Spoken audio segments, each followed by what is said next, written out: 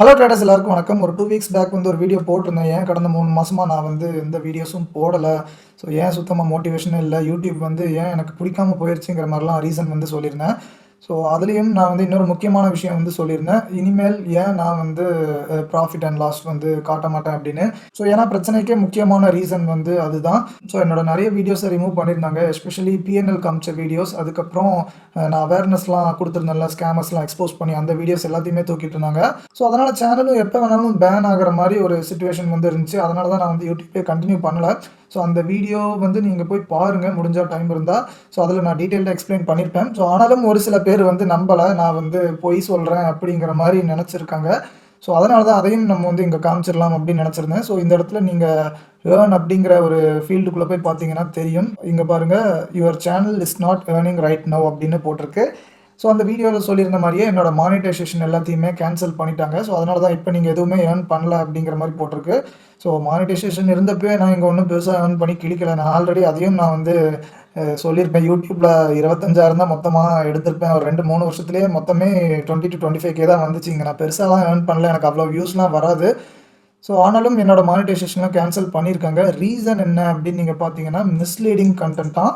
So நான் வந்து mislead பண்ற மாரி கன்டென்ட்லாம் போட்டிருக்கேனா, மத்தவங்கள ட்ரிக் பண்ற மாரி கன்டென்ட்லாம் போட்டிருக்கேனா, ஸோ அதுக்கு எக்ஸாம்பிள் என்னன்னு பாருங்க. எக்ஸாகரேட்டிங் ப்ராமிசஸ் வந்து குடுக்குறேனா. ஸோ அதனால தான் அந்த பிஎன்எல் வீடியோஸ்லாம் இருக்குல்ல, அதெல்லாம் தூக்குனதுக்கு ரீசன் அதுதான். நான் அதெல்லாம் போட்டு மக்கள ஏமாத்திட்டு இருக்கேன் அப்படிங்கிற மாரி நெனச்சிட்டு இருக்காங்க.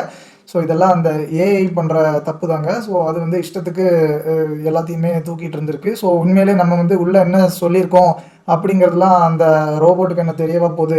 நம்ம எந்த அளவுக்கு கஷ்டப்பட்டு அவேர்னஸ் குடுத்துட்டு இருக்கோம் அப்படிங்கிறதெல்லாம் அதுக்குள்ள போய் செக் பண்ண தெரியாது. ஸோ ஹியூமன்ஸும் செக் பண்றது கிடையாது.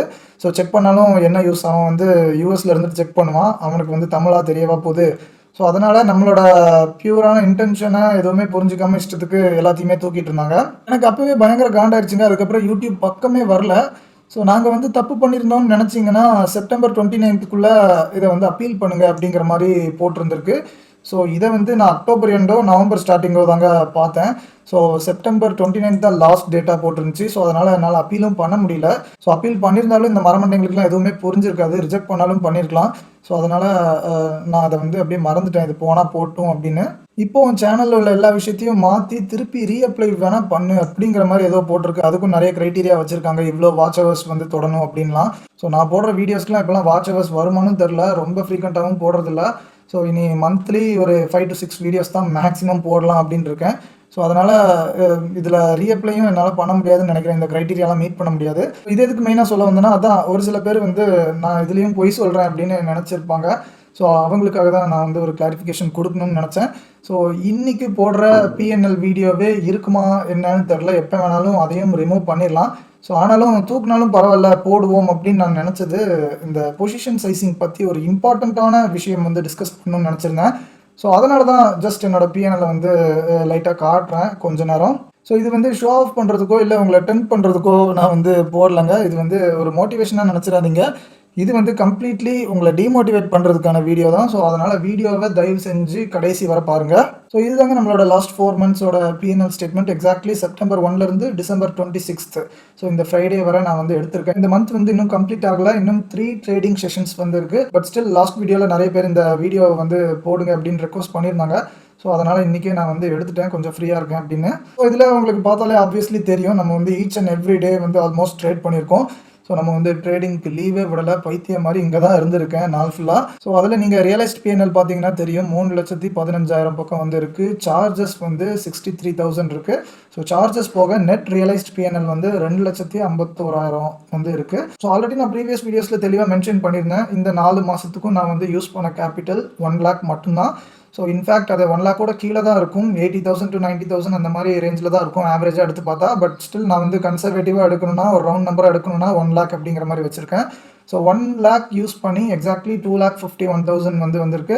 இத நம்ம ஆர்ஓஐல கால்குலேட் பண்ணி பார்த்தோம்னா 150% வந்து வரும். இதெல்லாம் காமிச்சு என்னோட கோர்ஸ் வந்து ஜாயின் பண்ணுங்க. கண்டிப்பா நீங்களும் இந்த மாரி ப்ராஃபிட் பண்ணலாம் அப்படின்னு நான் வந்து சொல்ல வரல. ஸோ டு பி ஃப்ராங்க், என்னோட கோர்ஸ் ஜாயின் பண்ணாலும் உங்களால சத்தியமா இந்த மாரி ப்ராஃபிட் பண்ணவே முடியாது.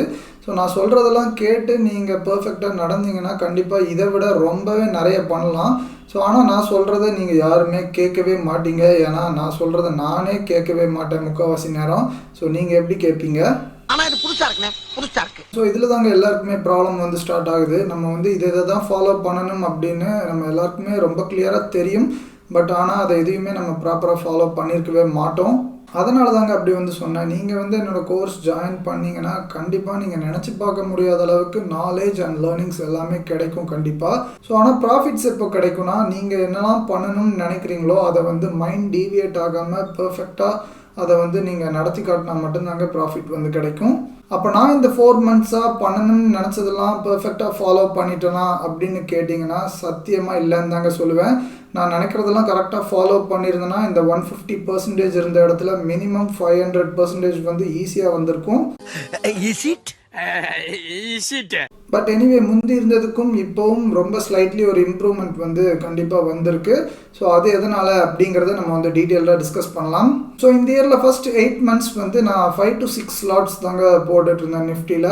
அப்போ வந்து நான் சுத்தமாக கன்சிஸ்டண்ட்டாகவே இல்லை. ஒரு மந்த் ப்ராஃபிட், ஒரு மந்த் லாஸு, 2 மந்த் கண்டினியூஸாக லாஸு, ஒரு மந்த் பெரிய ப்ராஃபிட், ஒரு மந்த் பெரிய லாஸு, இப்படின்னு மாறி மாறி தாங்க வந்துகிட்டே இருந்துச்சு. 3 மந்த்ஸ் கண்டினியூஸாக ப்ராஃபிட்டில் இருந்ததே இல்லை ஒரு டைமும் நான் ஸ்டார்ட் பண்ணதுலேருந்து. ஆனால் இதுதான் ஃபஸ்ட் டைம் 3 மந்த்ஸ் வந்து கண்டினியூஸாக ப்ராஃபிட் பண்ணி அதுக்கப்புறம் 4th மந்த்தும் ப்ராஃபிட்டில் வந்து க்ளோஸ் பண்ணியிருக்கேன். 8 மாதத்தில் 5 to 6 லாட்ஸ்லாம் போட்டு பெரிய பெரிய லாஸஸ்லாம் பண்ணி வச்சதை கடைசி 4 மந்த்ஸில் ஜஸ்ட் 2 to 3 லாட்ஸ் மட்டுமே போட்டு ஃபுல்லாக ரெக்கவர் பண்ணிட்டேன். ரெக்கவர் பண்ணி ப்ராஃபிட்டுக்கும் வந்துட்டேன். எப்படி எப்படி எப்படி எப்படி எப்படி எதுக்கு இத்தனை எப்படி இல்ல எப்படிப்பா எதுக்கு இவ்வளவு சத்தமா எப்படி அப்படி? ஸோ ஜஸ்ட் ஒன்ஸ் இந்த டைமிங்கை நல்லா கம்பேர் பண்ணி பாருங்கள். அப்போ தான் இது எவ்வளோ பெரிய டிஃப்ரென்ஸ்னு உங்களுக்கு வந்து நல்லா புரியும். 8 மந்த்ஸில் விட்டது எல்லாத்தையுமே ஜஸ்ட் 4 மந்த்ஸ்லேயே ரெக்கவர் பண்ணியிருக்கேன். அதுவும் மோஸ்ட் இம்பார்ட்டன்ட்லி 2 to 3 மடங்கு லாட் சைஸ் கம்மியாக போட்டு. ஸோ டெக்னிக்கலி ஸ்மால் லாட்ஸில் தாங்க நிறைய ப்ராஃபிட் வந்து பண்ணியிருக்கேன். ஸோ இந்த அட்வைஸை நான் ஏகப்பட்ட பேருக்கு வந்து கொடுத்துருக்கேன். எஸ்பெஷலி என் ஸ்டூடெண்ட்ஸ் எல்லாருக்குமே கொடுத்துருக்கேன். ஆனால் யாருமே நான் சொல்கிறத கேட்க ரெடியாகவே இல்லை. ஒரு 1 or 2 பீப்புள் தான் இதை வந்து அக்செப்ட் பண்ணிட்டு இதை வந்து ஃபாலோ பண்ணுறாங்க. மிச்சம் எல்லாருமே அதை அக்செப்ட் பண்ணிக்க மனசு வர மாட்டேங்குது. அதுதான் உண்மை. எனக்கு வருத்தம்ப்பா, எனக்கு ரொம்ப வருத்தம். எல்லாருமே சின்ன லாட் போட்டோன்னா எப்படி நம்ம பெர்ஃபார்மன்ஸ் வந்து கொஞ்சம் இம்ப்ரூவ் ஆகும், இதனால் நம்ம வந்து க்ரோத் வைஸ் பின்தங்கி தான் இருப்போம் அப்படிங்கிற மாதிரியே தான் நினச்சிட்டு இருக்காங்க. அது வந்து 100% ராங். ஆனால் எதுக்கு அதை தப்புன்னு சொல்கிறேன், பெரிய லாட் போட்டோன்னா ஏன் நம்ம சொதப்புவோம் அப்படிங்கிறதுலாம் நான் வந்து டீட்டெயில்டாக இந்த வீடியோவில் வந்து டிஸ்கஸ் பண்ண போகிறதே இல்லை. ஸோ அதுக்கு பதிலாக உங்களுக்கு ஒரு சின்ன ஹோம்ஒர்க் வந்து கொடுக்குறேன். நீங்கள் நான் சொல்கிறத ஒத்துக்க முடியலனாலும் பரவாயில்ல, இல்லை நீ சொல்கிறது தப்பு அப்படின்னு கமெண்ட் பண்ணுங்கள். இல்லை நீ சொல்கிறது கரெக்டு தான், சூப்பராக சொல்லியிருக்க அப்படிங்கிற மாதிரி உங்களுக்கு ஃபீலிங் வந்து இருந்துச்சுன்னா உங்கள் எக்ஸ்பீரியன்ஸை வந்து ஷேர் பண்ணுங்கள். ஸோ எந்த ரீசன்னால நம்ம வந்து பெரிய லாட் போட்டால் சொதப்ப அதிகமான சான்சஸ் இருக்குது அப்படின்னு நீங்கள் ஃபீல் பண்ணுறத கமெண்ட் பண்ணுங்கள். ஸோ இதில் சைக்காலஜிக்கல் அண்ட் மேத்தமெட்டிக்கல் ஃபேக்டர்ஸ் அந்த மாதிரி நிறைய இருக்குது. ஸோ உங்கள் எக்ஸ்பீரியன்ஸில் உங்களுக்கு பர்சனலி என்ன ஃபீல் ஆகுதோ அதை தயவு செஞ்சு இப்போவே வீடியோவை பாஸ் பண்ணிவிட்டு கமெண்ட் பண்ணுங்கள். ஸோ கண்டிப்பாக நெக்ஸ்ட் இன்னொரு வீடியோவில் நம்ம இதை பற்றி ரொம்ப இன்டெப்த்தாக டிஸ்கஸ் பண்ணலாம். என்னோடய வீடியோஸை கொஞ்சம் கொஞ்சமாக பார்க்க தான் நிறைய பேருக்கு இந்த ஐடிஎம் ஸ்ட்ரைக் ட்ரேடிங்கோட அவேர்னஸ் வந்து வந்திருக்கு. இன்னும் நிறைய ஆர்வமும் வந்திருக்கு சில பேருக்கு. அதனால் நிறைய பேர் அதை பற்றி டவுட்ஸ் வந்து கேட்டுகிட்டே இருக்காங்க. ஸோ அதனால் இந்த ஐடிஎம் ஸ்ட்ரைக் ட்ரேடிங்கோட அட்வான்டேஜஸ் அண்ட் டிஸ்அட்வான்டேஜஸ் இதெல்லாம் பற்றி டீட்டெயில்டாக இன்னொரு வீடியோவில் வந்து டிஸ்கஸ் பண்ணலாம். ஏன்னா அவ்வளோ பேர் வந்து கேட்டுட்டாங்க. ரொம்ப சந்தோஷமாக தான் இருக்குது. நிறைய பேர் உண்மையிலே மாறணும்னு நினைக்கிறது எனக்கு வந்து ஹாப்பியாக தான் இருக்குது. ஸோ அதனால் கண்டிப்பாக அதுக்கான வீடியோ வந்து போடுறேன். பட் உங்களுக்கே தெரியும் நான் எவ்வளோ பெரிய சோம்பேறி அப்படின்னு. ஸோ அதனால் தயவு செஞ்சு ஒரு லைக் வந்து பண்ணி என்னை மோட்டிவேட் பண்ணுங்கள், அந்த வீடியோ பண்ணணும் அப்படின்னு நீங்கள் ஃபீல் பண்ணிங்கன்னா.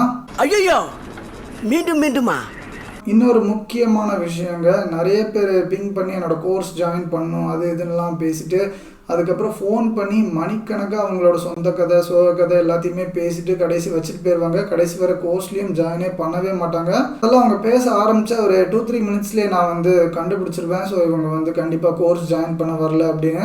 பட் ஸ்டில் அது தெரிஞ்சும் நான் வந்து அவங்கக்கிட்ட பொலைட்டாக 1 or 2 hours எவ்வளோ நேரம் வேணாலும் ஃபோன் வந்து பேசிட்டு தான் வைப்பேன்.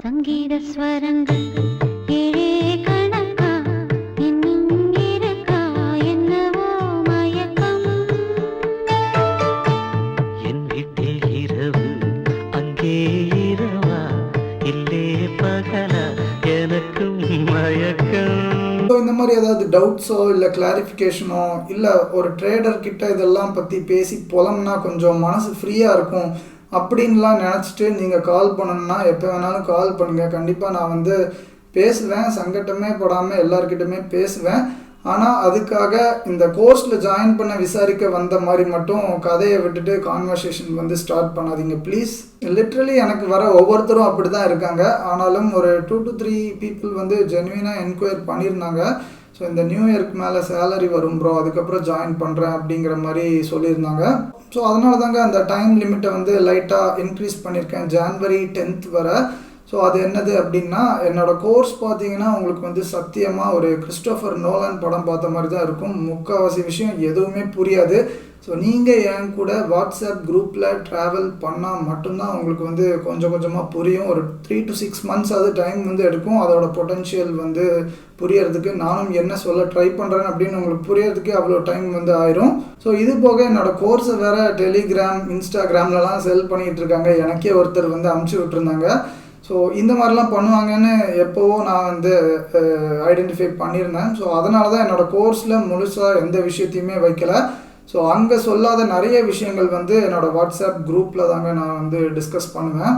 ஸோ என்ன சொல்ல வரேன்னா, என்னோடய கோர்ஸை விட என்னோடய வாட்ஸ்அப் குரூப் தான் உங்களுக்கு வந்து ரொம்ப ரொம்ப ரொம்ப ஹெல்ப்ஃபுல்லாக இருக்கும். லைஃப் டைம் வாட்ஸ்அப் குரூப் ஆக்சஸ்க்கு மட்டும் 10K சார்ஜ் இருக்குது அப்படிங்கிற மாதிரி சொல்லியிருந்தேன். ஸோ இப்போ கரண்ட்லி இந்த January 10th வர மட்டும் அந்த சார்ஜஸ் வந்து எதுவுமே கிடையாது. உங்களுக்கு வந்து அந்த வாட்ஸ்அப் ஆக்சஸ் வந்து ஃப்ரீயாகவே இருக்கும். லைஃப் டைம் சப்போர்ட் வந்து ஃப்ரீயாக தான் இருக்கும். அந்த 10K சார்ஜஸ் வந்து கிடையாது. ஆனால் January 10th மேலே திருப்பி அந்த சார்ஜஸ் வந்து கண்டிப்பாக ஆட் பண்ணுவேன். ஸோ ஜென்யூனாக ஜாயின் பண்ணணும்னு நினைக்கிறவங்க தயவு செஞ்சு January 10th எனக்கு காண்டாக்ட் பண்ணுங்கள். ஸ்க்ரீனில் தெரியுற நம்பருக்கு வாட்ஸ்அப் பண்ணுங்கள். ஸோ என்னோட டிசிப்ளின்லேயும் ஒரு 10 to 20% வெரி மைல்டு இம்ப்ரூவ்மெண்ட் வந்து வந்திருக்கு. ஸோ அதுக்கு வந்து சில லைஃப் ஸ்டைல் சேஞ்சஸ்லாம் பண்ணேன். அது என்னது அப்படின்லாம் டிஸ்கஸ் பண்ணலாம்னு நினச்சேன். பட் வீடியோ வந்து ஆல்ரெடி கொஞ்சம் லென்த்தியாக இருக்குது.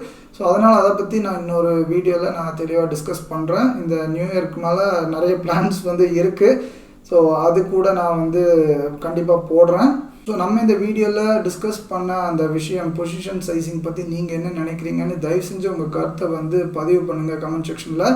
ஸோ மக்களோட தாட் ப்ராசஸ்லாம் எப்படி இருக்குன்னு அனலைஸ் பண்ணுறதுக்கு எல்லாருக்குமே ரொம்ப யூஸ்ஃபுல்லாக இருக்கும்.